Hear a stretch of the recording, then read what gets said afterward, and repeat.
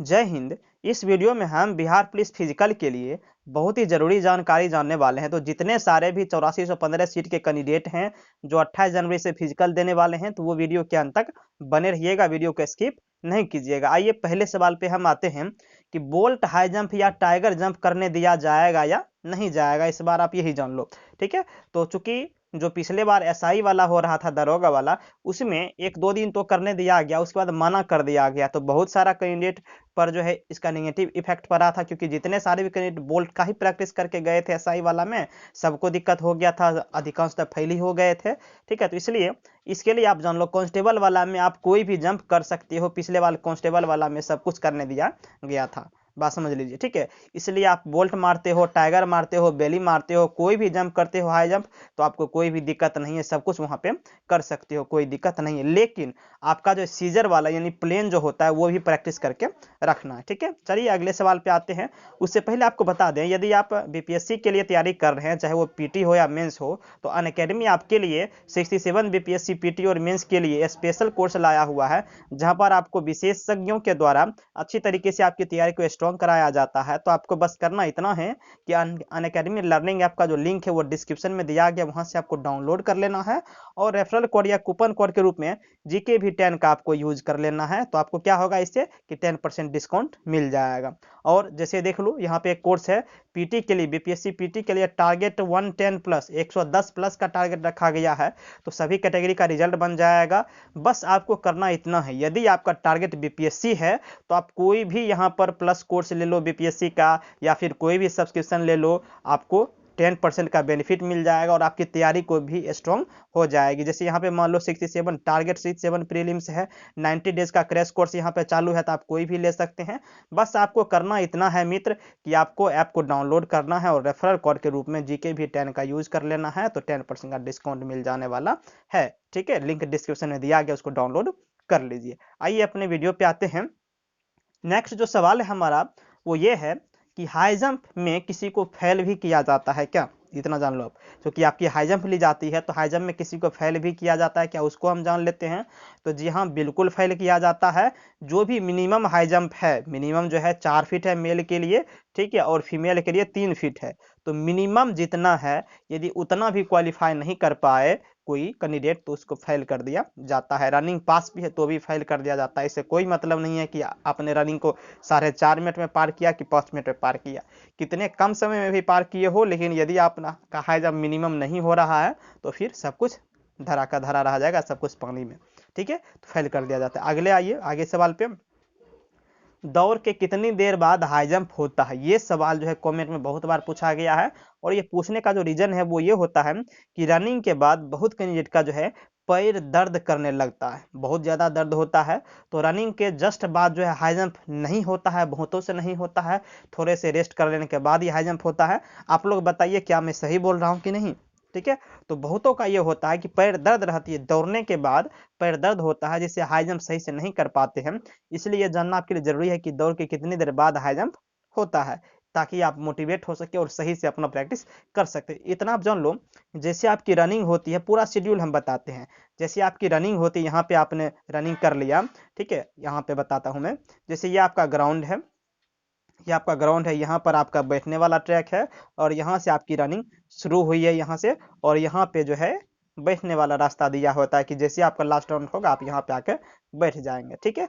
तो हम क्या बात कर रहे हैं, आपके रनिंग के बीच टाइम का बात कर रहे हैं कि हाई जंप कितने देर बाद होती है।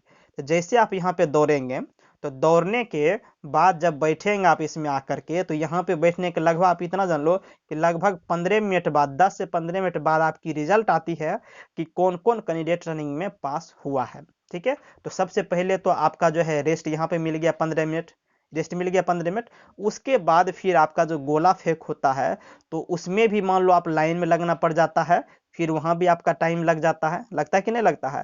तो इस तरह से आप फिर उसके बाद गोला फेंक देने के बाद फिर हाई जंप में आप आते हो, तो यहाँ पे पहला बार जो किया जाता है वो हुआ, फिर दूसरा बार कहीं और लिया जाता है, फिर तीसरा बार कहीं और लिया जाता है। क्यों लिया जाता है कि पहले तो आपको 4 फीट पे क्वालिफाई कराया जाएगा, और जो फीमेल है उनको 3 फीट पे। उसके बाद फिर क्या किया जाएगा, 4 फीट वाले को फिर 4-4 में ले जाएगा, फिर 4-8 में ले जाया जाएगा, फिर 5 में ले जाया जाएगा। इस तरह से 4 कॉलम बना हुआ रहता है, 4 गो यहाँ पे, ठीक है। 4 हाई जंप वाला स्टेज बना हुआ रहता है, वहां पे आपको चारों पे जाकर के करनी होती है। मान लो कि यदि कोई पहला वाला जो है 4 फीट वाला जो है यहाँ पर वो क्वालिफाई कर लिया, ठीक है, तो अब क्या करेगा, ये 4 4 में जाएगा, यानी 4 फीट 4 इंच में जाएगा, वहां पर करेगा। और यदि वो 4 4 क्वालिफाई नहीं कर पाया तो उनको नंबर मिलेगा, यही 4 वाला नंबर मिलेगा। लेकिन यदि 4 4 वाला भी क्वालिफाई कर गया तो वो फिर 4 8 वाले में जाएगा प्रैक्टिस करने के लिए। लेकिन मिनिमम 4 वाला क्वालिफाई होना जरूरी है, ठीक है। तो सही तरीके से बात करें तो जो टाइमिंग है, टाइमिंग आप इतना मान लो कि रनिंग के लगभग आपका कुछ भी होता है तो 40 मिनट बाद ही हाई जंप लिया जाता है, क्योंकि इस बीच में आपकी रिजल्ट आती है। रिजल्ट के बाद आप गोला फेंकते हो, गोला फेंकने के बाद फिर हाई जंप के पास आते हो, तो आधा घंटा के बाद ही आपका कुछ भी होता है, तो इसलिए घबराने वाली बात नहीं है, ठीक है। आइए अगले सवाल पे, कि हाई जंप करने के लिए कितना चांस दिया जाता है, ये चीज़ आपके लिए जानना जरूरी है। तो हाई जंप में जैसे मैंने अभी समझाया कि 4 स्टेज बना हुआ रहता है, हाई जंप करने का 4 गद्दा लगा हुआ होता है। तो पहले गद्दे को हम समझते हैं। पहले ये मान लो कि आपका पहला गद्दा यहाँ पर लगा हुआ है, तो जो भी यदि कूद रहा है, जो भी हाई जंप के लिए आ रहा है, तो मिनिमम क्वालिफाई करना जरूरी है 4 मेल के लिए, और फीमेल के लिए 3 फीट, ठीक है। तो यदि पहला बार यदि ट्राई किया, पहला बार 4 फीट नहीं हुआ उससे, फिर क्या क्या आ जाएगा, दूसरा बार उसे ट्राई करने दिया जाएगा, फिर दूसरा बार भी नहीं होगा तो फिर तीसरा बार उसे ट्राई करने दिया जाएगा, और तीसरे बार भी नहीं होगा तो उसको वहीं से भगा दिया जाएगा, वहीं से फेल कर दिया जाएगा। अब यहाँ पे थोड़ा सा इसको समझ लीजिए कि जैसे ये मान लो आप कि हाई जंप यहाँ पे करने के लिए आया है कोई, और पहला बार 4 फीट नहीं हुआ, मैं यहाँ पे टोटल कैंडिडेट को बोल रहा हूँ कि पहला बार यदि 4 फीट नहीं हो तो तुरंत फिर हाई जंप नहीं जाना है, थोड़ा सा रेस्ट लेना है। जो भी वहाँ पे रहते हैं हाई जंप करने वाले, उनको बोल देना है कि सर हम 5 मिनट बाद जाएंगे, 10 मिनट बाद जाएंगे, ताकि आप मन को शांत कर लें। होता क्या है कि यदि पहली बार नहीं हुई तो कैंडिडेट घबराहट में तुरंत तुरंत लगाना शुरू कर देते हैं हाई जंप, जिससे एक बार भी नहीं होता है। तो ऐसा आपको नहीं कर, थोड़ा सा रेस्ट लेना है, 5-10 मिनट के बाद ही आपको करना है, ठीक है। कोई भी दिक्कत नहीं वहाँ पे करने दे दिया जाएगा, ठीक है। आइए अगले सवाल पे, कैरेक्टर सर्टिफिकेट कब बनाना पड़ता है, ये भी कई बार पूछा जा रहा है, इसीलिए ये वीडियो हम ले लिया हाई जंप वाले वीडियो में। तो दोस्त कैरेक्टर सर्टिफिकेट नहीं बनाना पड़ता है, कैरेक्टर सर्टिफिकेट बनाने की कोई भी जरूरत नहीं पड़ती है, कभी भी नहीं पड़ती है। जब आपकी मेरिट बन जाती है तो आप ज्वाइन करने आते हैं, तो ज्वाइनिंग के बाद आपका पुलिस वेरिफिकेशन होता है, जो कि आपको खुद नहीं करना है, वो खुद ब खुद वो अपने मतलब जो भी आपका डिपार्टमेंट है तो वो खुद ब खुद अपने स्तर से वो कर लेंगे। आपको कैरेक्टर सर्टिफिकेट बना करके ले जाने की कोई जरूरत नहीं है, पहले वाला सिस्टम बदल गया है, ठीक है। तो ये सारी चीजें हैं। तो उम्मीद है कि आपको वीडियो पसंद आया होगा, पसंद आया है तो चैनल को सब्सक्राइब नहीं किया तो सब्सक्राइब जरूर कर लीजिए, ठीक है। और वीडियो को लाइक करिए और शेयर जरूर कर दिया कीजिए। चलिए मिलते हैं नेक्स्ट वीडियो में, और कोई भी सवाल हो आपका तो आप हमें कमेंट में पूछ सकते हैं, ठीक है। Thank you.